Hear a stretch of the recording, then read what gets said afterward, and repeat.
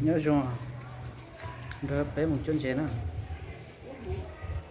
số cú điện tiêu Ủa phải là nó này của sao bán chỉ xem bằng tròn hả không? chút chào vào Dạ, chị cho bán hai. xóa điện tiêu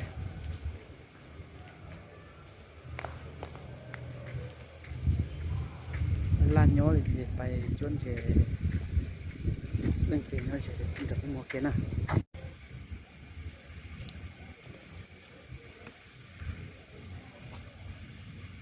gọi nè ngâm món hả chân này thật với một chân chéo kiến à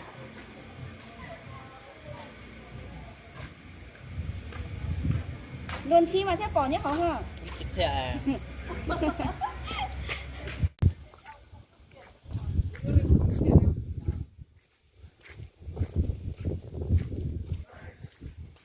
ô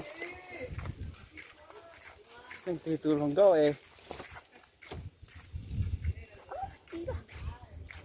cha thấy rồi Nó đang từ tuần đấy. tí chọn câu chỉ tao một từ này Chạy thôi khá nè to đấy.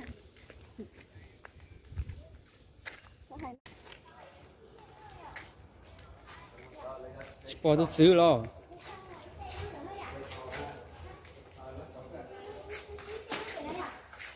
chết nè bỏ đi đó là chưa ôi thay cho là cho không biết là gì không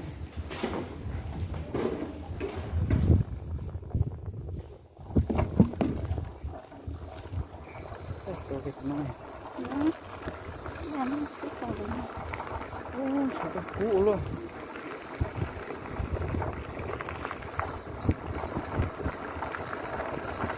cho này biết một chân treo kia nữa rồi biết một xếp với chân treo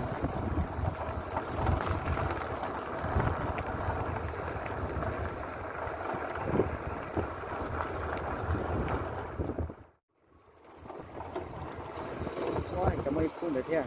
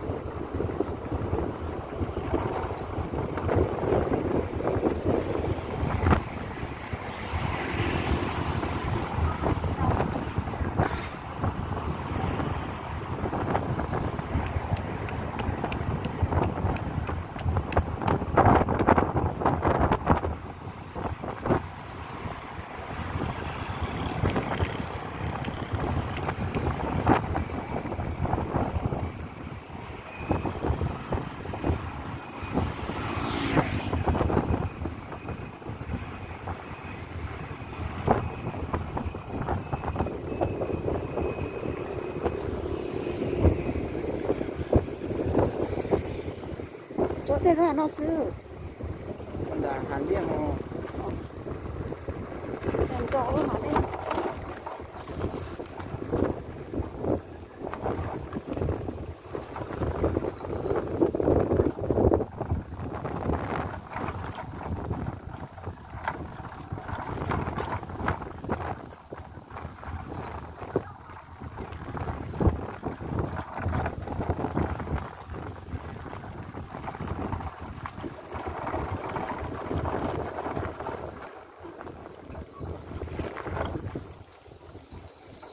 Nào được tơ lệ phải là tên đồ kế nọ thế nào? à ô phao đâu nó Con trên tận. đây Hả?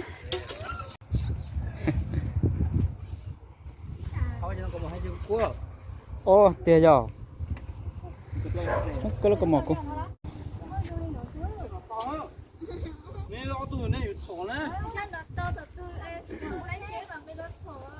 Này phép bằng à? Thế chỉ nói thì có sao cô thiên sẽ lộ hồ như thế.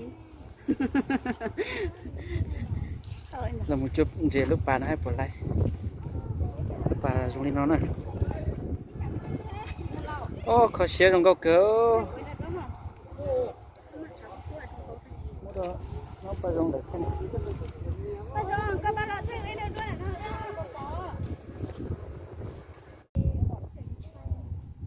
chả chỉ bỏ đi à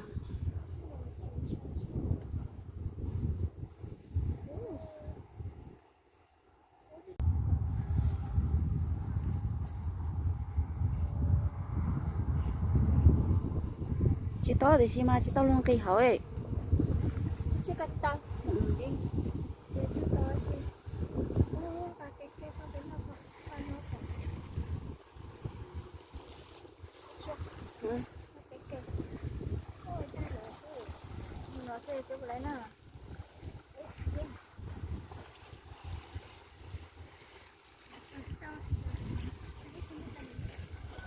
nó khó thở có hẳn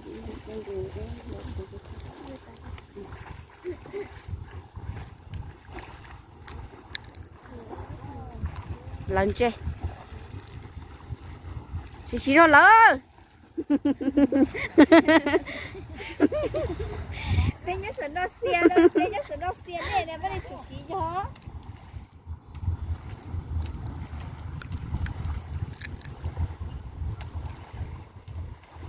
ô chả có tiêu nó từ chị xã độ tại sao mà sao tôi muốn chạy lúc xong nó rồi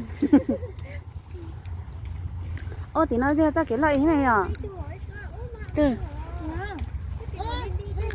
thầy ma chính dạ con không mẹ mẹ này ủa chị lại nè ha sao mà say này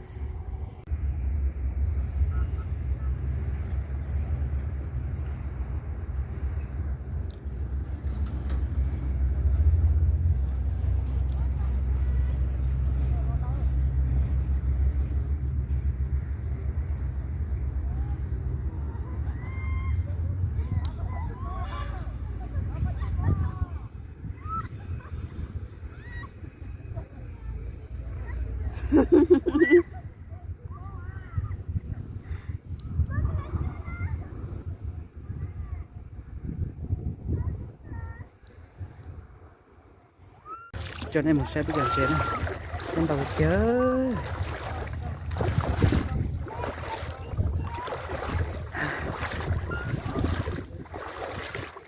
cô ma lê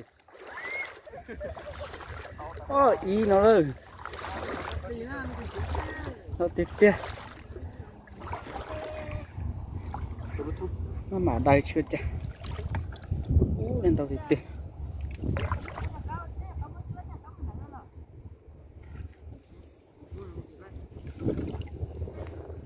nó không tao hiểu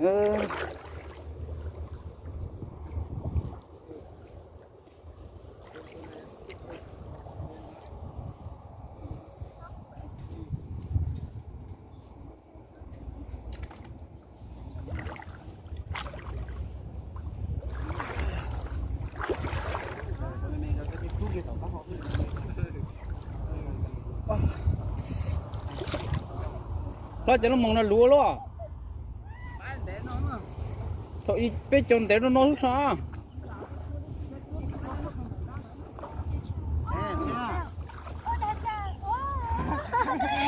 Ủa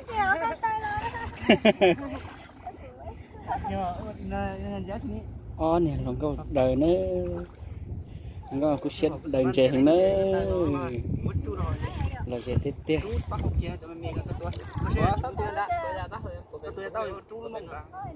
bắt thàn ta tọt kia anh này lòng câu đời trẻ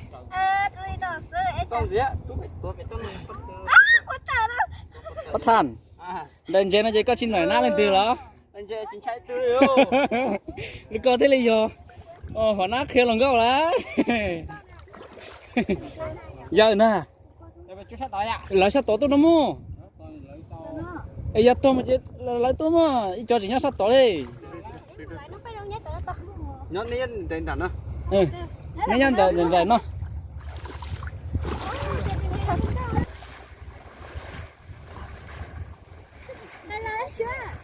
ไปเลยชัวเมื่อกี้ก็ได้เตี้ยเราเยอะมากgiờ kia chị lọ đây thì là chị phở đi ơ tôi nhớ nó rồi chị phải thái thì nó rồi cả tia phụ thao cho tia phải gì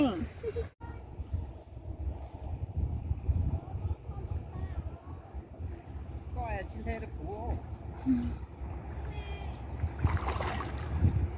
ăn hay là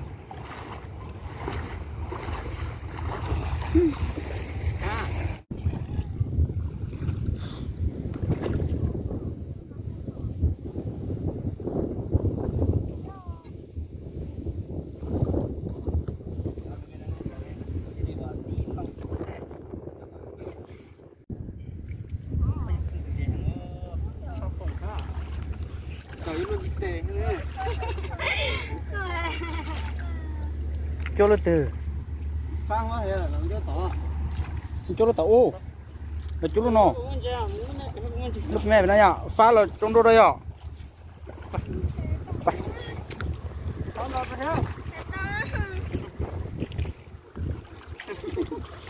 ê sẽ bị đời nên nó mà chết đi đó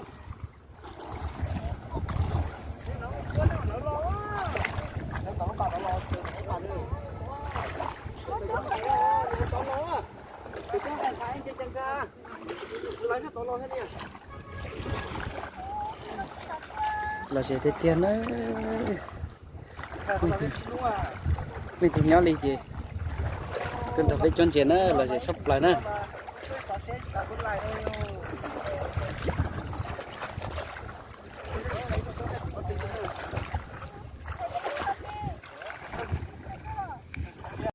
chỗ đó còn xe chỗ còn nó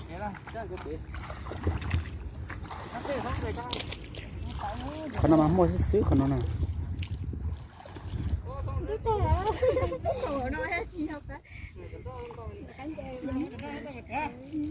ơi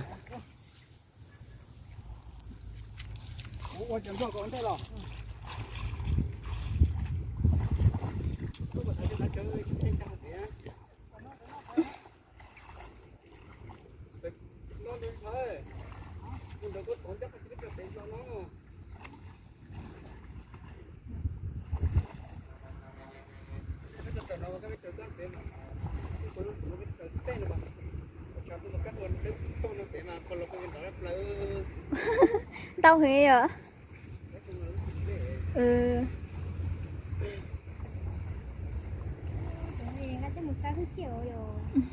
như nó hộp bao tới những cái gì còn này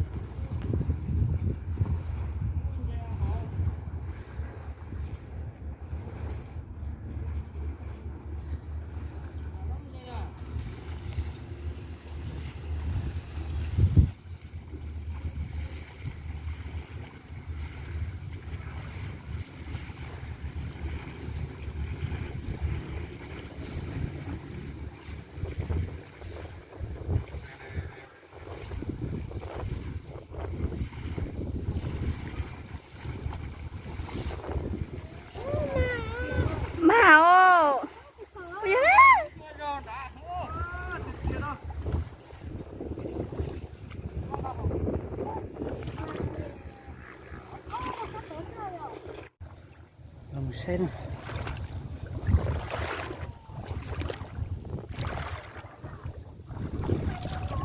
Anh sẽ tao thịt tiền.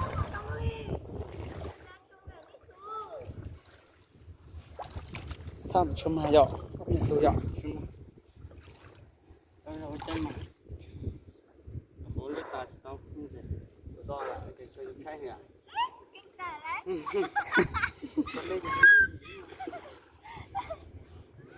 Sát thịt tiền. Ô, tôi là to.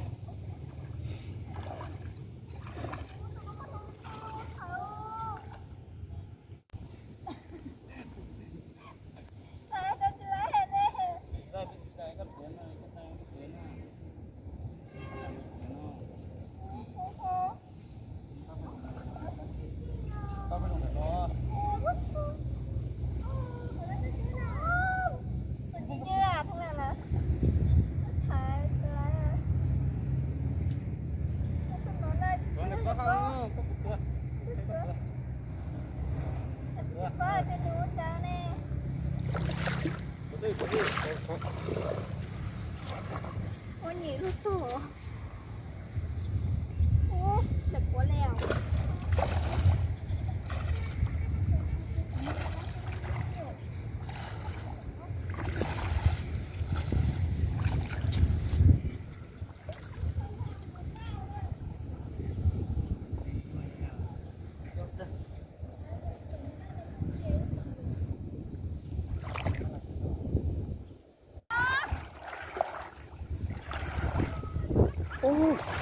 Tao thịt tiền.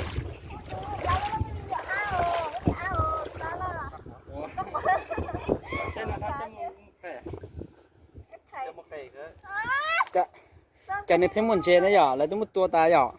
à nó tỏ tên rồi Lấy chúng ta cần cho rồi tên này dọ. cái thổ cái tôi bắt thành chỉ lui cho miền trên ra từ chiến này cho miền trên cho nó không tôi cho mấy tôi cho tuổi cho mấy Lấy tôi cho chua để xịt tôi nong ná. giờ lấy thảo tôi ta là ta mà cả cho đây tỏ là chuyện như tôi cũng chờ ăn cơm rồi rồi cho nó làm sao tao Ô, trông thịt tiền. đây cho nó giờ cho chị mấy bảy thay rồi chạy lúc xí ha mấy bảy gì cũ trẻ tay của chị bắt chết rồi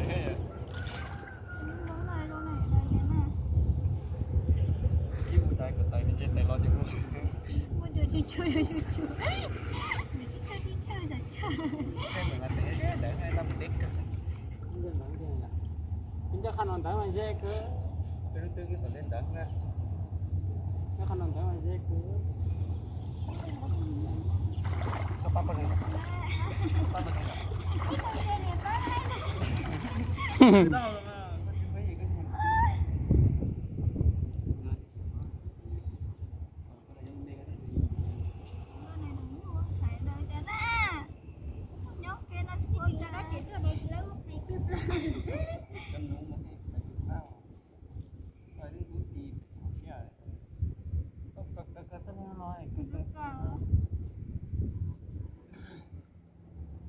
cũng nhà thả lùi thế mà cái cho clip chúng cần thả lùi đó Ô, sai. sao bây giờ chỉ tụ xưa bên đó đây mình cho bay có xe sẵn nó thay thay không Tùa.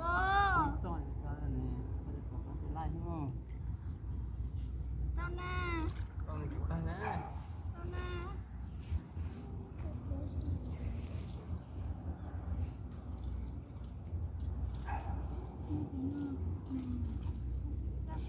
đây là cá tốt lại lúc con này con phải là phải tao tốt hơn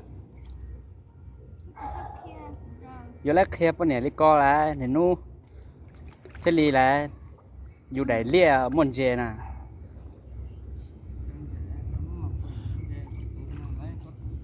Tên chân chạy mỏ đường nào.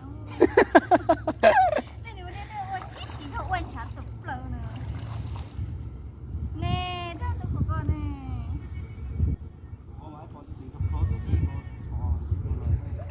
Bọn này tao nhớ phải có không nhìn lên ta tập không xin cái chỉ ai bọn người cái bọn chỉ nó cho tới cùng người ghê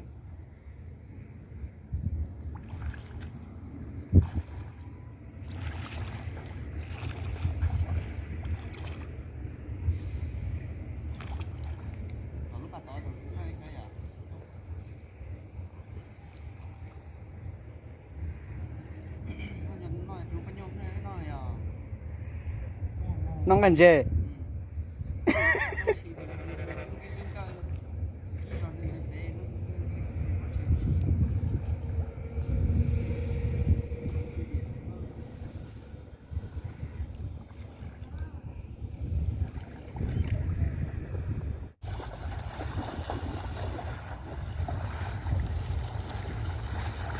จงเตียโล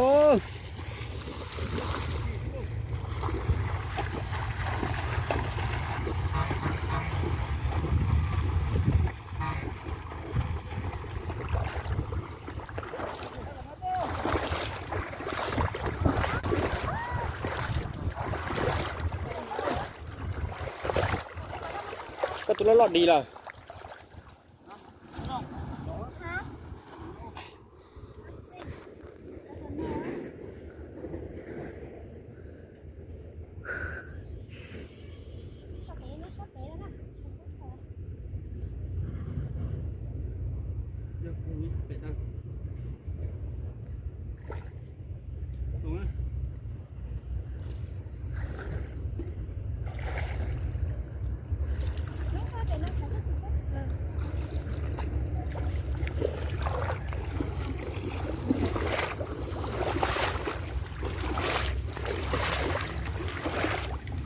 เขียนเลย Cái tu cào Chị hùa nè. Kìa Chúng còn tin đấu.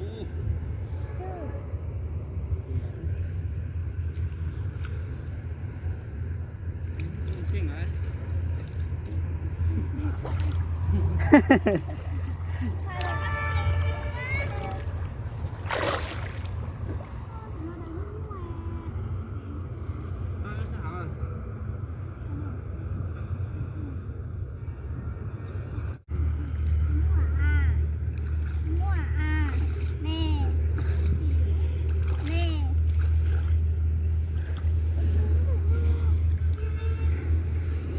tao một chung ạ, lấy ạ.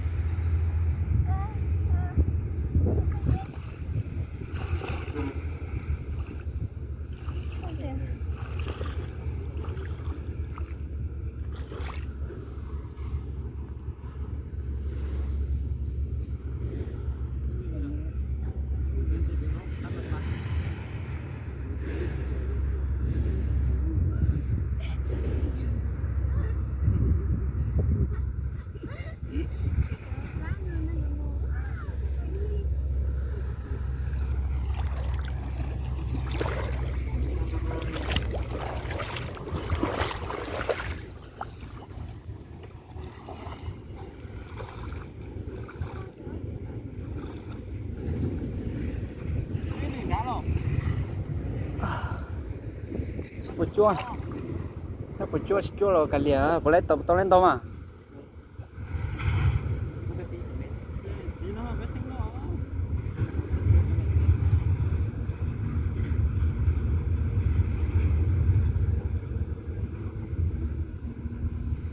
เวลาก็เขาจะมูฟองเลยแค่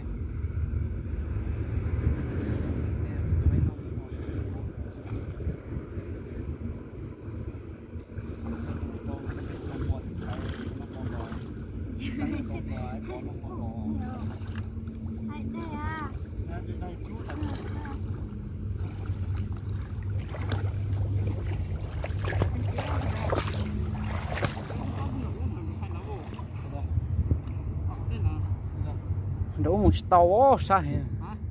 Đấu một chiếc tàu.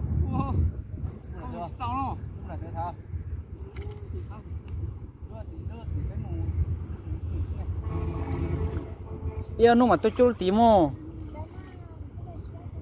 Lo.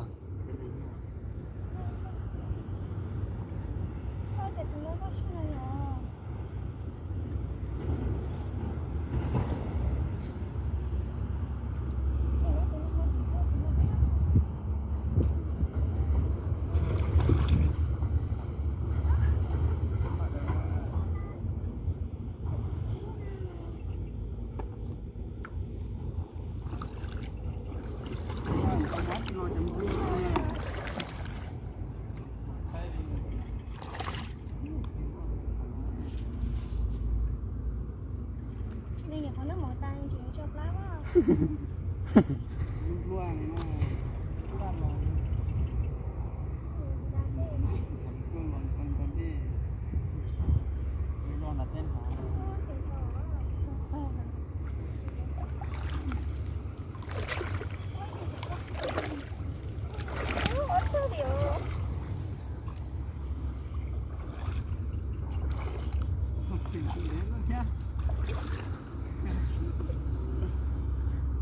tu kia mà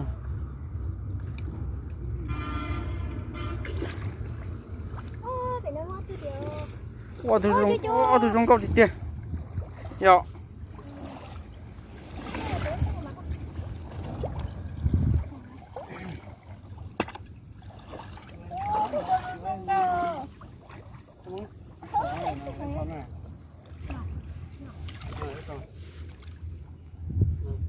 chú có cho cái bói cho rồi á cho cá nhân thì cho khỏi những thứ gì cái những gì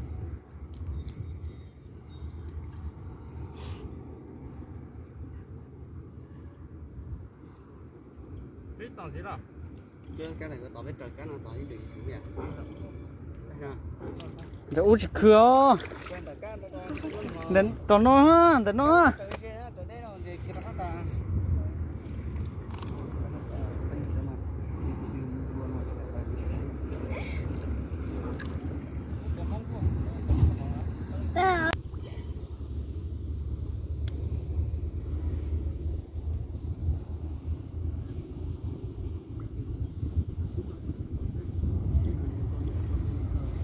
đây là cụt tua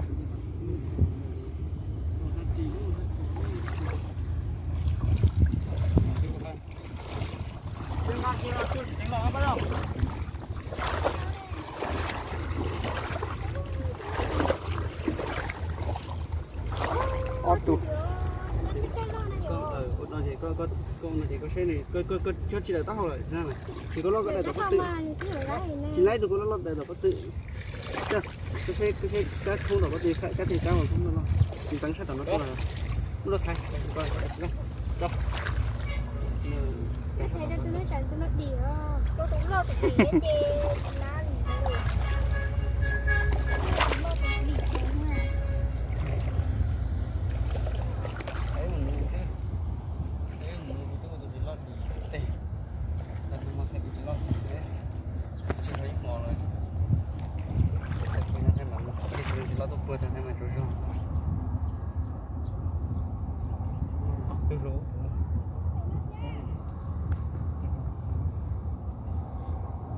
sát hình luôn không muốn nói gì đây này đó có gì đi được không tôi để ha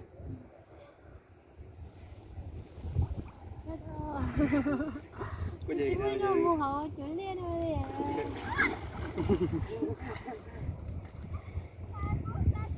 ó xong rồi thì mình lên này đây là những chị cái lại thì muốn liên là mua số lấy nó thì mình rồi liên dữ em mua cái xì ba cái xì có liên này chị thích lấy mua liên này có cái liên tôi nên chịu liền đó cái chị có cốt xong rồi nó mòn chi rồi nó cái chị có cốt khoảng cái một thời chị có cái là cái đâu có cái sợi sai hình đồng chế nữa sao thì thế ạ cho nên mình sẽ chuẩn chế nữa nhiều tư ô lên tàu thì tiền nữa ít thông của nó ta nè một chế nè đó chính là nó sao một chế